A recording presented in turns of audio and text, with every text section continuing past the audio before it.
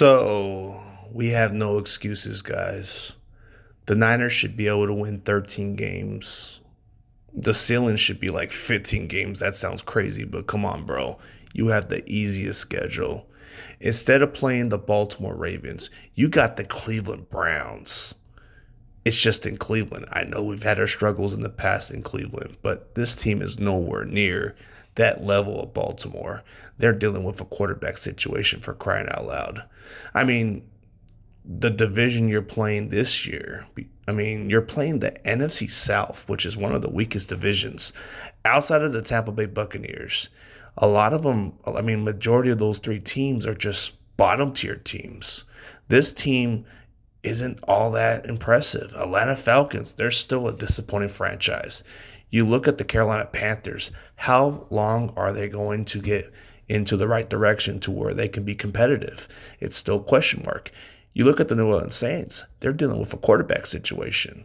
You're not really facing a team that concerns you, Like it's just not. The AFC South, you have the Houston Texans. The rest of them, it's like whatever. They're not all that. The Colts, they're dealing with a quarterback situation. It's not like they're a good team, in my opinion. You look at the Tennessee Titans, they got a quarterback. But how good is that rookie quarterback going to be? You look at the Jacksonville Jaguars. How good can they be? I just don't know. I'm not trying to sound cocky and all that stuff, but you have a very favorable schedule going into this season. You have a bye week in week 14 where it can give you a little more of an advantage, You're going to face teams that are not coming off bye weeks because the previous years we had to face four teams coming off bye weeks, and it gave us a disadvantage. So there's no excuses there. You're going to face teams that are fourth place teams. You're going to face teams who are just not that impressive. Your only toughest opponent will probably be your division because the Rams, you play the Rams twice a year, they're going to give you a run for your money, of course.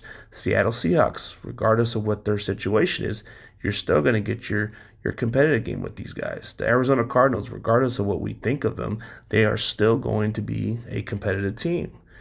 But the rest of the schedule is just not all that scary to be concerned about. I just feel like you make the playoffs, then you're in good hands. But if you win 10 games or less, it's a disappointment, bro. This is where I might want to consider putting this regime in the hot seat because, dude, this is a very favorable schedule.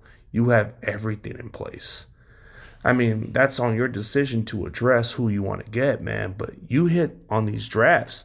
If this draft hits on well and these defensive players contribute pretty well and you filled those voids, then it's going to be brilliant on your guys' part. But if it doesn't work out and the draft and these players haven't panned out right away, it's going to be a question mark. But then you look at the rest of that team.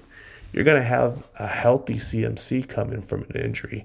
You're going to have Brandon Ayuk come later in the season. You're going to have a lot of your young talent players.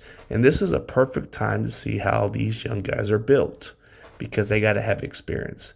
And Kyle has no other choice but to give these guys a chance. No more of this doghouse and other stuff. You got to give these young guys a chance to prove. You want to be competitive, you got to let these guys compete and be hungry. So that's where it's going to be a question mark. But I feel like it's very winnable. The schedule, it just has us winning our division. It's just as long as we win our division games and as long as we get on a good early start and finish strong on the late season, I don't see no reason why we don't make the playoffs. It's very attainable for this team. It's just people are probably going to question our schedule. They're going to say we didn't play the toughest teams. And that could be a strong case, of course. But we gotta start out strong. So if we hit well on these drafts, that's going to be a huge dividend. That's going to make a huge difference for this team going forward because now you're going to see how you're building the right way because the previous years we failed on some draft picks and they just haven't worked out. So maybe this is a change because they got to get some guys. They got to get some guys who can contribute. I don't think this team is looking forward to next year. They are competing for now. They are competing for their jobs, of course. They are competing for a chance to get back to where they're at. They didn't bring Robert Saleh for nothing. They brought him in because they want to make the defense better, of course. And that's why